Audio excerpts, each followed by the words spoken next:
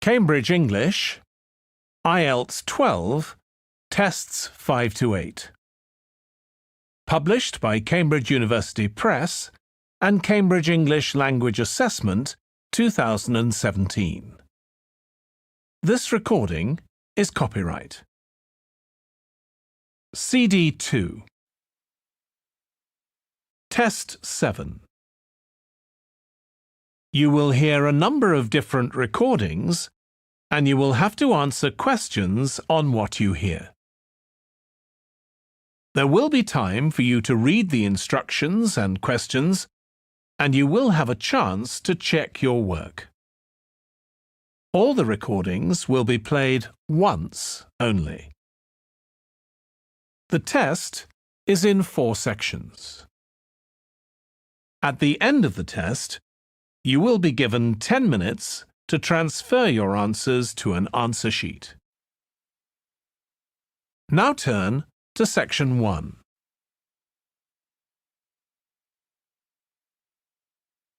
Section 1. You will hear a man telephoning a friend to find out about their local public library. First, you have some time to look at questions 1 to 4.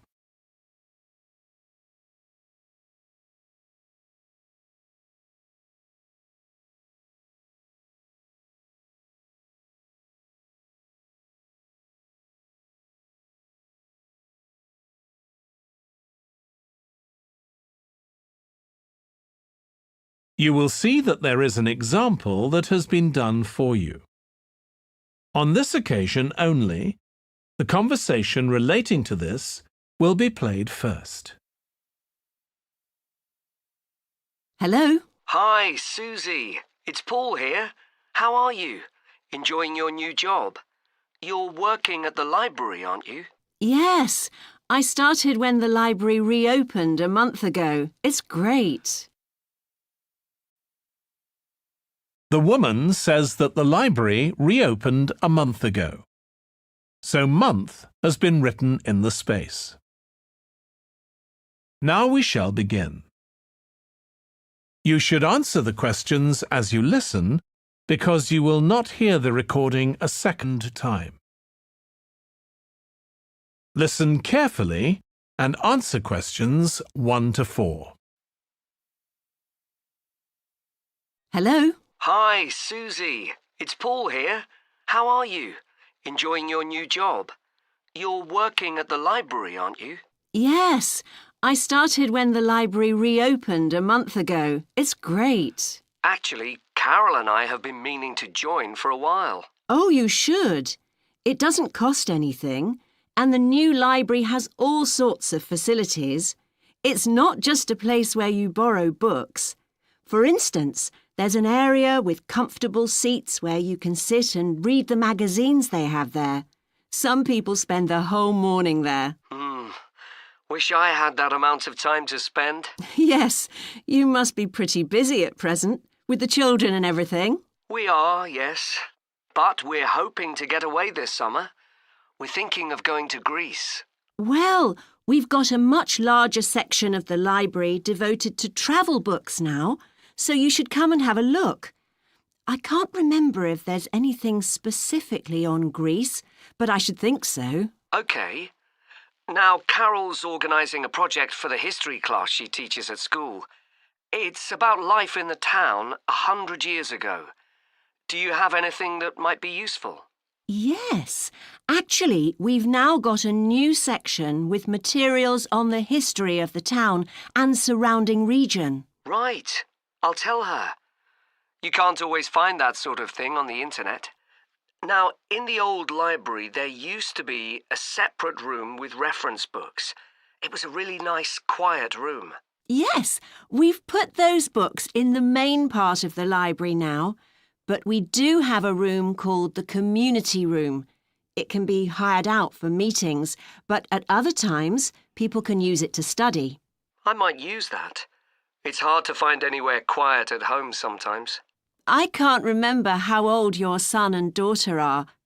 We've introduced a special section of fiction written specially for teenagers, but they might be a bit young for that. Yes, they would be.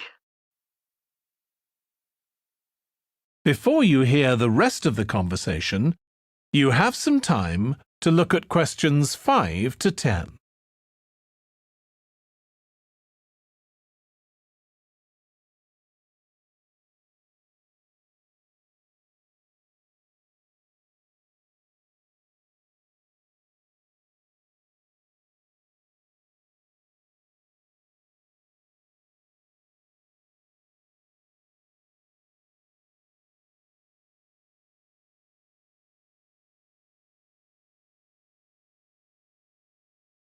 Now listen and answer questions 5 to 10.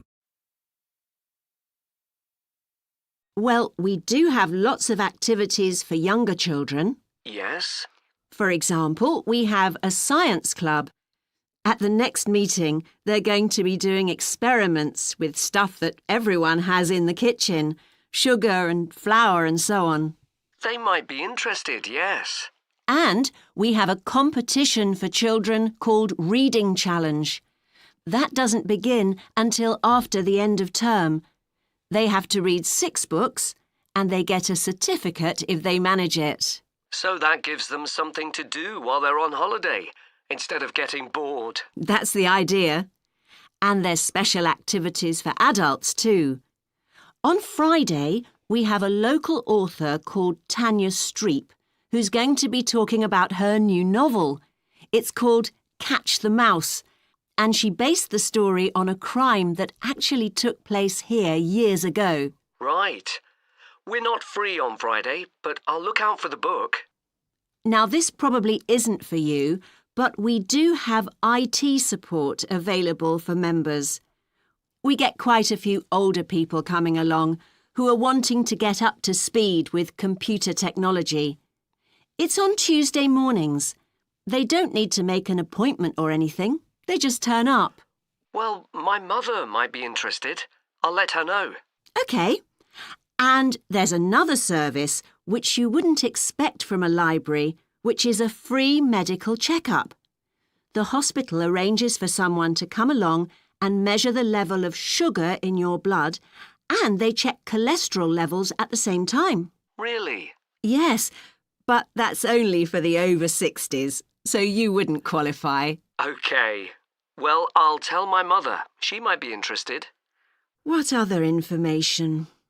Well, we do have a little shop with things like wall charts and greetings cards, and also stamps, so you can post the cards straight away, which is really useful. Yeah. Well, I'll bring the children round at the weekend and we'll join. Oh, one more thing. I'll be bringing the car. Is there parking available? Yes, and it's free in the evening and at weekends. Perfect. Well, thanks, Susie. See you soon. That is the end of section 1. You now have half a minute to check your answers.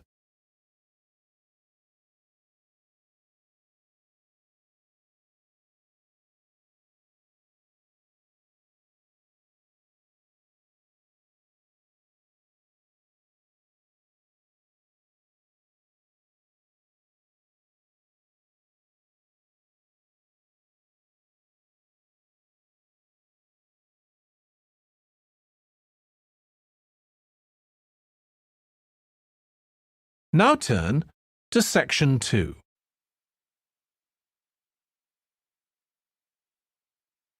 Section 2. You will hear part of a training session for new employees at a large travel company. First, you have some time to look at questions 11 to 17.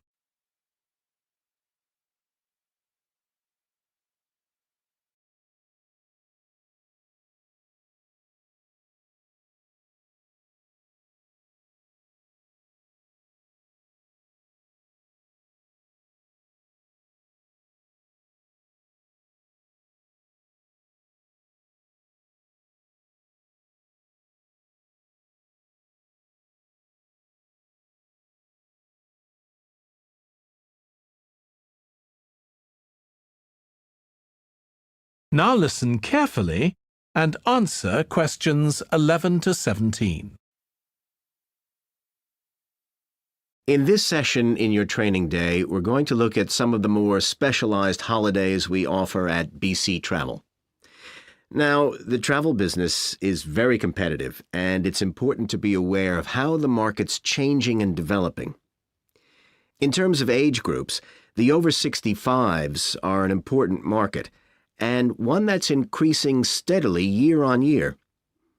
The fewest holidays are taken by the 31 to 42-year-olds, and that figure shows no sign of rising.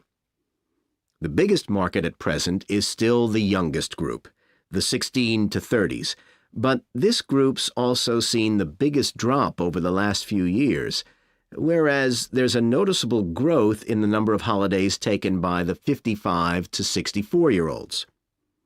As far as the 43 to 54-year-olds are concerned, bookings there are steady, but I have to say we haven't seen the increase we expected.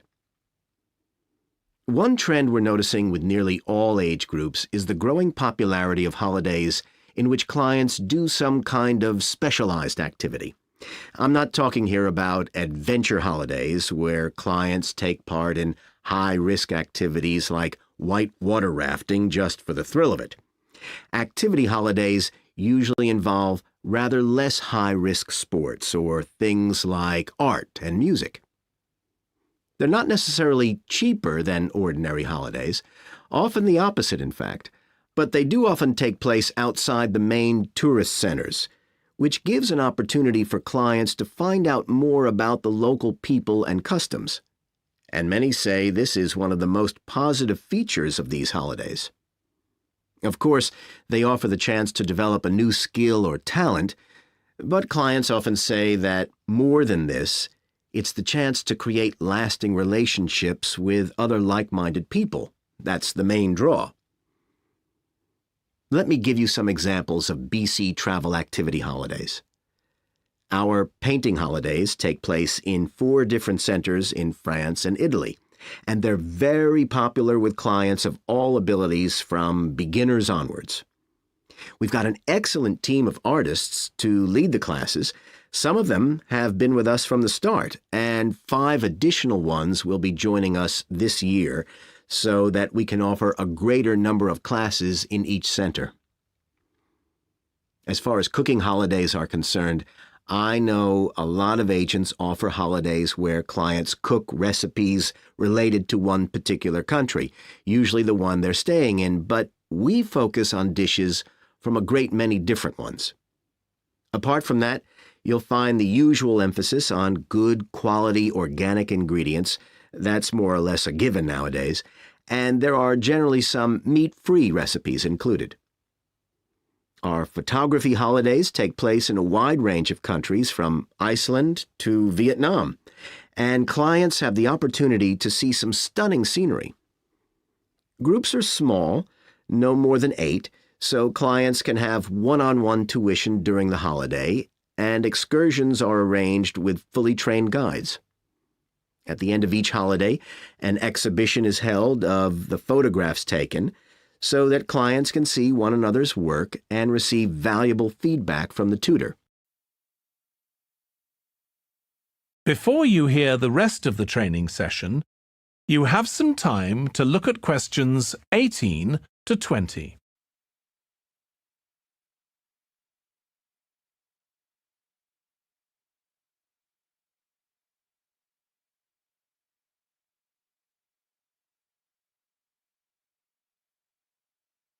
Now listen and answer questions 18 to 20.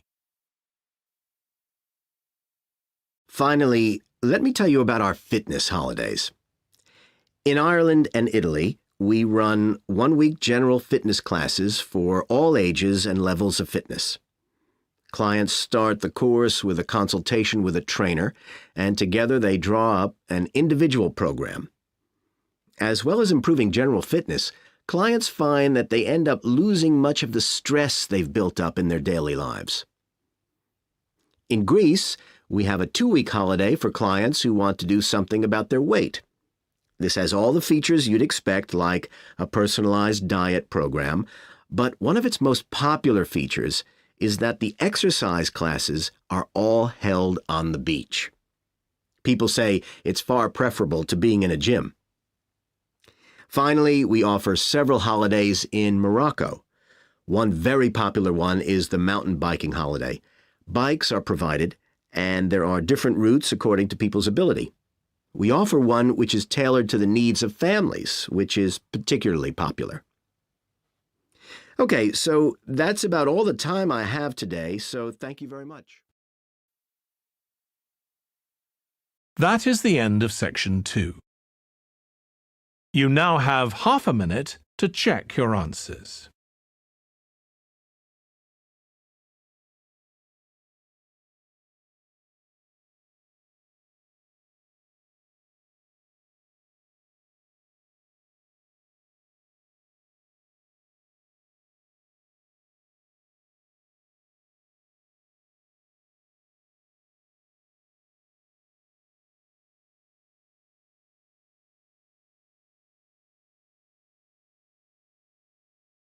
Now turn to section 3.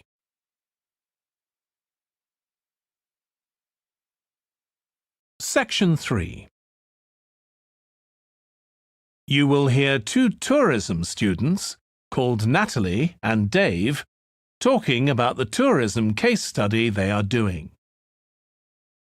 First, you have some time to look at questions 21 to 26.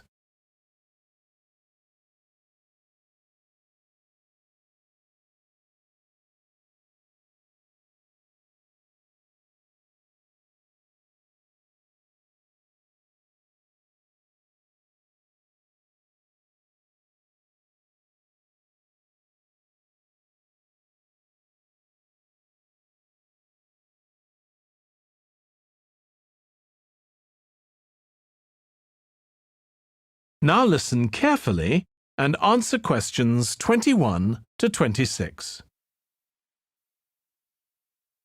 Dave, I'm worried about our case study.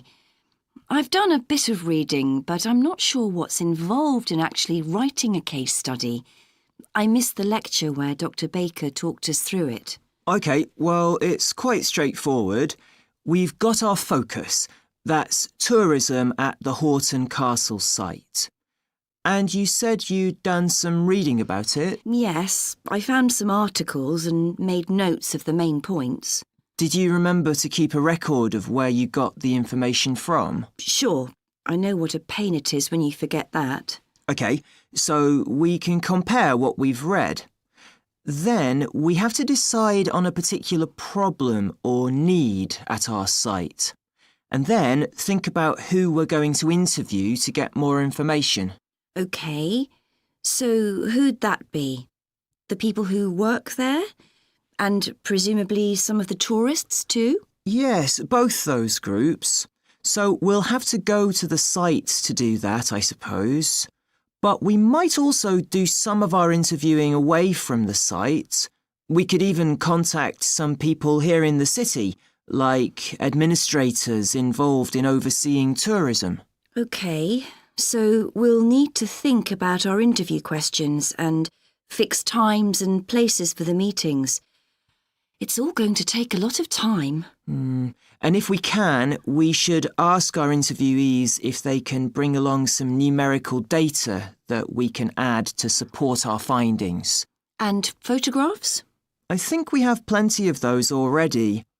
But Dr. Baker also said we have to establish with our interviewees whether we can identify them in our case study or whether they want to be anonymous. Oh, I wouldn't have thought of that. OK, once we've got all this information, I suppose we have to analyse it. Yes, put it all together and choose what's relevant to the problem we're focusing on, and analyse that carefully to find out if we can identify any trends or regularities there. That's the main thing at this stage, rather than concentrating on details or lots of facts. OK, and then once we've analysed that, what next? Well, then we need to think about what we do with the data we've selected to make it as clear as possible to our readers. Things like graphs or tables or charts. Right. Then, the case study itself is mostly quite standard. We begin by presenting the problem and giving some background, then go through the main sections. But the thing that surprised me is that in a normal report, we'd end with some suggestions to deal with the problem or need we identified. But in a case study, we end up with a question or a series of questions to our readers, and they decide what ought to be done. Oh, I hadn't realised that. Before you hear the rest of the discussion, you have some time to look at questions 27 to 30.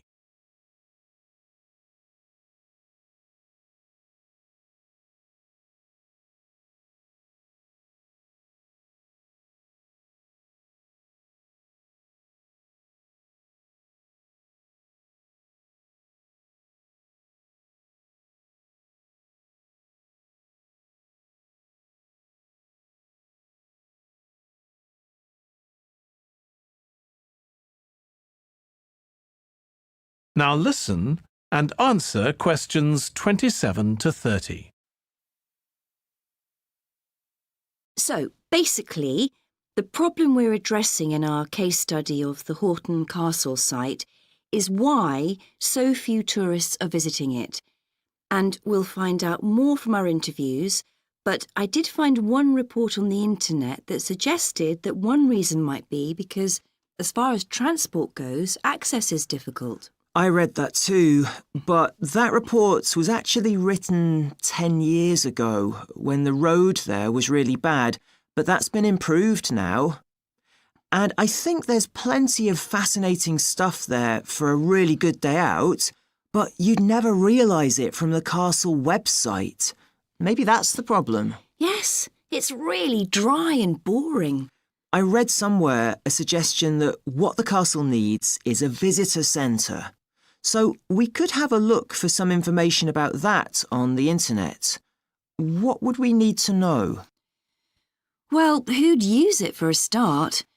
It'd be good to know what categories the visitors fell into too, like school parties or retired people. But I think we'd have to talk to staff to get that information.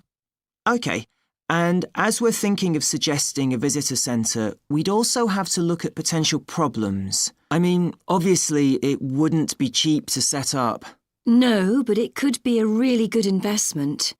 And as it's on a historical site, it'd need to get special planning permission, I expect. That might be hard. Right, especially as the only possible place for it would be at the entrance, and that's right in front of the castle. But it could be a good thing for the town of Horton. At present, it's a bit of a ghost town. Once they've left school and got any skills or qualifications, the young people all get out as fast as they can to get jobs in the city, and the only people left are children and those who've retired. Right. Something else we could investigate would be the potential damage that tourists might cause to the castle site. I mean, their environmental impact. At present, the tourists can just wander around wherever they want. But if numbers increase, there might have to be some restrictions, like sticking to marked ways. And there'd need to be guides and wardens around to make sure these are enforced. Yes, we could look at that too. OK, well, we've certainly managed...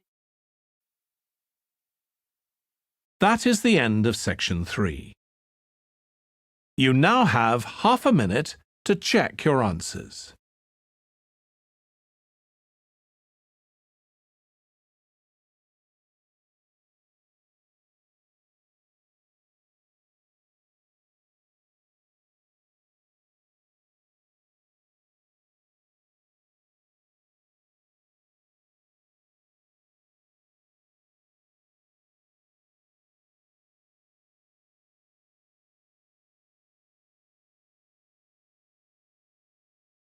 Now turn to section 4.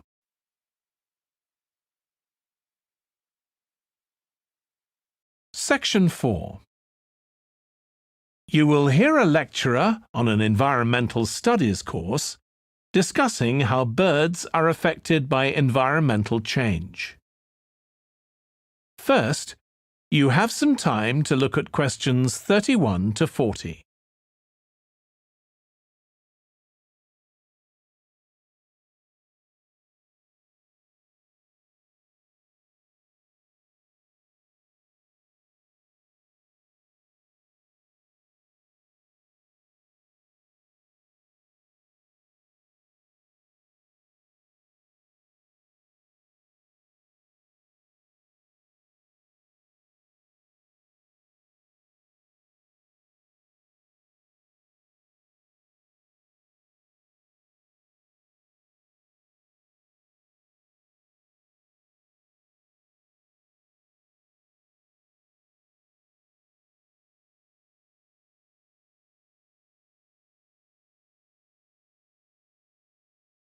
Now listen carefully and answer questions 31 to 40. OK, so we've been looking at how man-made changes in our environment can affect wildlife. Now, I'll discuss a particular example. Let's take a look at mercury. Mercury's one of the 120 or so elements that make up all matter, and it has the symbol Hg. It's a shiny, silvery substance. You may have seen it in old-fashioned thermometers, but it's not used much for domestic purposes now because it's highly toxic. But the problem is that the amount of mercury in the environment's increasing. The main reason for this is the power plants used to produce electricity. The main source of energy that most of them use is still coal, and when it's burned, it releases mercury into the atmosphere. Some of this gets deposited into lakes and rivers, and if it's ingested by a fish, it's not excreted. It stays in the fish's body, and it enters the food chain. So, it's been known for some time that birds which eat fish may be affected. But what wasn't known until quite recently is that those that eat insects can also be affected. So, a woman called Claire Varian Ramos is doing some research on how this is affecting birds. And rather than looking at how many birds are actually killed by mercury poisoning, she's looking for more subtle sub-effects.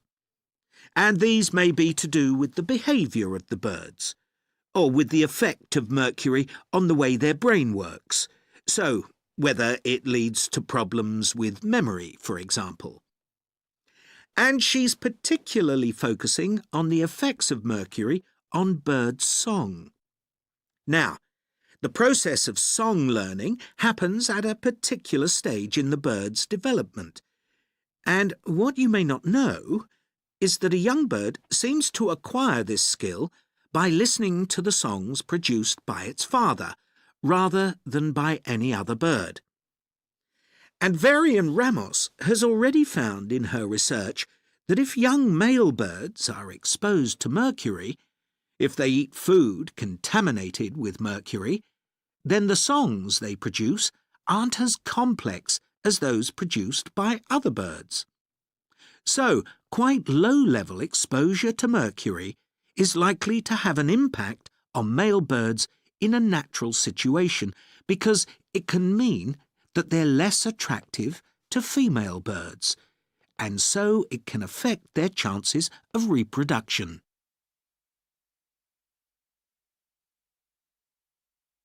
Now, the way she's carrying out this research is worth thinking about. She's using a mixture of studies, using birds kept in laboratories and studies carried out outdoors in the wild.